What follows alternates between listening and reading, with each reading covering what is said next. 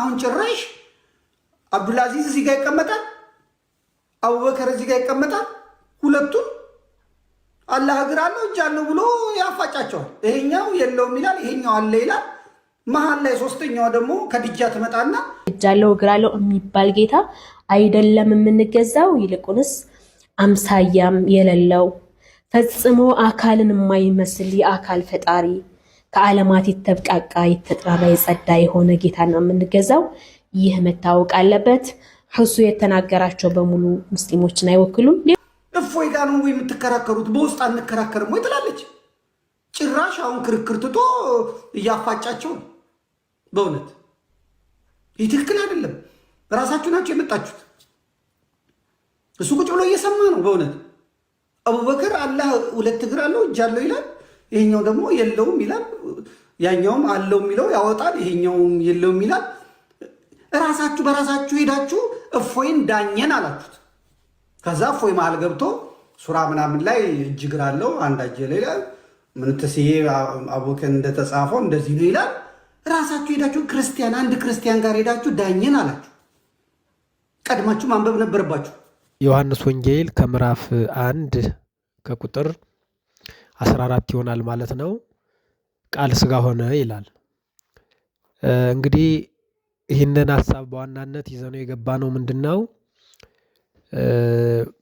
አሁን ባለው ነባራዊ ሁኔታ አንዳንድ ግንዛቤና አንዳንድ ጥያቄዎችን መልስ ይሰጣል ብለን ስላሰብን ዛሬ ይህንን ቃል እንድናነሳ ተገደናል ማለት ነው።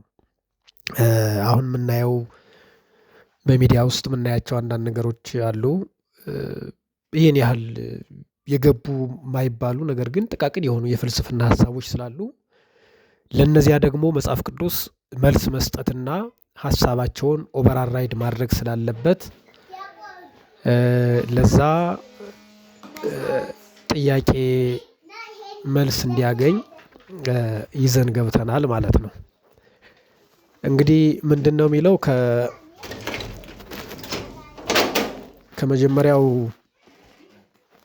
ከመጀመሪያው ስንመለከት ያ ቃል በመጀመሪያም ቃል ነበረ ነው የሚለው። በመጀመሪያ ቃል ነበረ፣ ቃልም በእግዚአብሔር ዘንድ ነበረ ይላል።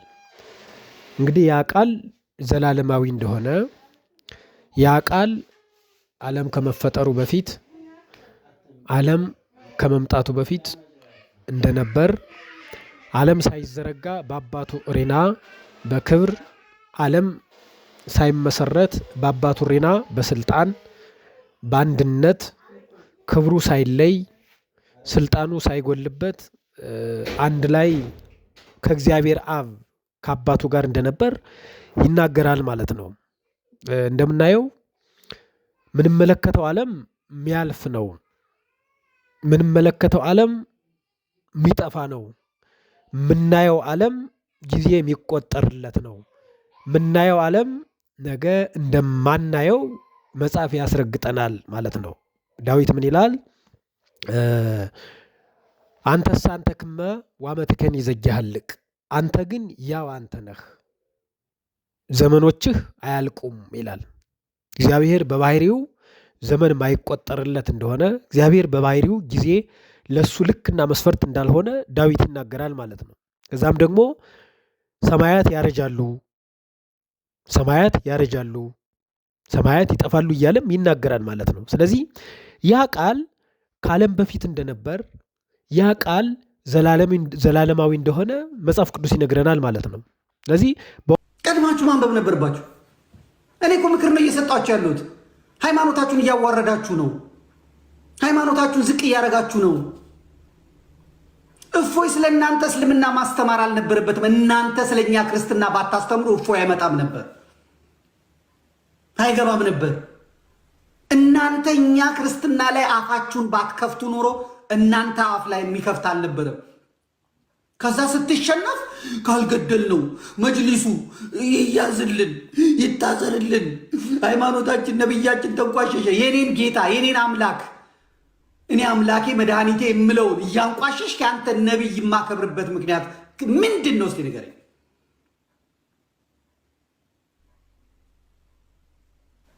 እኔ አመንኩበትን እያመለኩ ነው። ቁርአናችሁ የሚያዛል በቃ ባመናችሁበት ምናምን ይላል። በቃ ተወኝ። እኔ እከራከራለሁ ካልክ ደግሞ እኔ ቁርአን ሰው አይደለሁም፣ መከራከር አልችልም። ከኔ ጋር መከራከር የሚፈልግ ሰው እጁን ያውጣ። እንደምን ብዬ ደብዳቤ ጽፋለሁ ለእፎይ፣ እሱ ነው በዚህ የሰለጠነው፣ ራሱን ያሰለጠነው። ከዛ ልካችኋለሁ። እኔ ቁጭ ብዬ ከልጄ ጋር ሰማችኋለሁ። መቼም የገስት ቦታ የሚያስገባን የለም። በነ ከዲጃ በነማ የተጣበበ ነው። አለቀ። ናፍቆታቸው ራሱ በቃ ጓጉተው ነው የሚመጡት። እና አብዱራዛቅ የእፎይ ተማሪዎች እኮ እስላሞቹ ናቸው። ጨንቋቸዋል ማለት ነው። አንድ ነገር አስተንፍሷቸዋል ማለት ነው። ከዛ ኡስታዞቹ ተነስተው እፎይ የተባለ የተረገመ ነው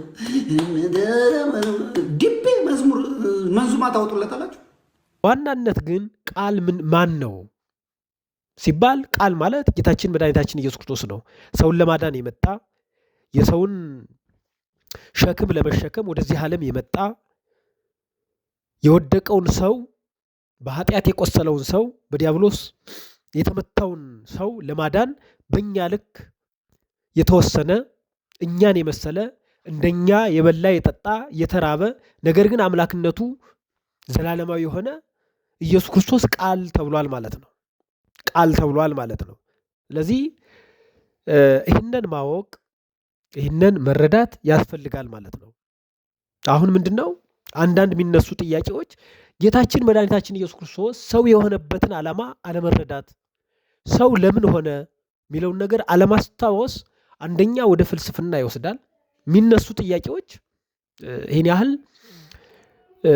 መጽሐፍ ቅዱስም ትኩረት የሰጣቸው አይነት አይደሉም። በኢየሱስ ክርስቶስ ላይ የሚነሱ በተለይ አሁን በሚዲያ የምናያቸው አንዳንድ ሰዎች የሚያነሷቸው ሀሳቦች መጽሐፍ ቅዱስ ትኩረት ሰጥቶ እነዚህን አልጻፈም። ጌታችን በላ ከተባለ በመጽሐፍ ቅዱስ በላ ከተባለ ሌላው ነገር የሚነሳ ጥያቄ አይደለም። እኛ ጋር እንደኛ ሰው መሆኑን ሲያጠይቅ በላ ብሎታል። ከሐዋርያት ጋር በልቷል። ከትንሣኤ በኋላ አብሮ በልቷል። ተርቦም ምን ብሏል? ቁርስ የላችሁም ብሏቸዋል። የኤማሁስ ተጓዦችን ተርቦ የሚበላ ነገር የላችሁም ብሎ ጠይቋል።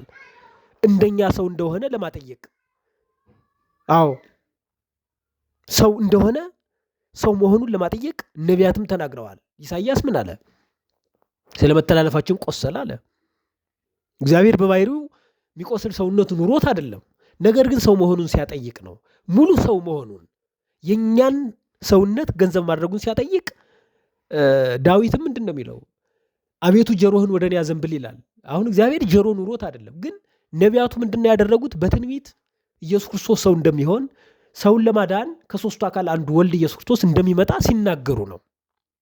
ስለዚህ ሰው አምላክ ሆኗል፣ ከኃጢአት በስተቀር የኛን ነገር ገንዘብ አድርጓል ነው የሚለው መጽሐፋችን። አዎ ወኮነ ሰብአ ከማነ ዘይንበለ ኃጢአት ባሕቲት አይደለ? እንደኛ ሰው ሆነ ከኃጢአት በስተቀር። ኃጢአትን ግን ገንዘብ አላደረገም።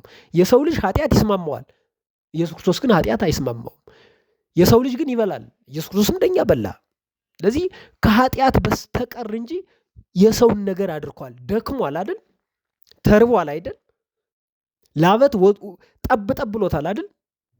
አዎ የኛን ገንዘብ ስላደረገ ነው። ይህንን ማድረጉ ደግሞ መጽሐፍ ቅዱስ ያላስቀመጣቸውን ነገሮች አንስቶ ይህን ያህል ግባ ማይባሉ የፍልስፍና ሀሳቦችን አምጥቶ ምዕመናኑን እንዲወዛገቡ ማድረግ አስፈላጊ ነው ብለን አናምንም። በዛ ላይ የኢትዮጵያ ሕዝብ ወይም ደግሞ ክርስቲያኖች የመጠየቅ ልምድ የላቸውም፣ የማንበብ ልምድ የለንም።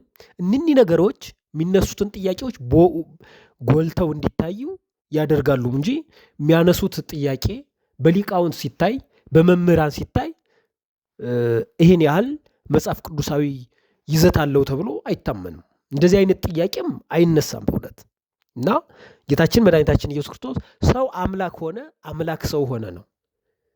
ዝቅ ያለው ከፍ አለ፣ ዘላለማዊው የሚወሰን ሆነ ነው።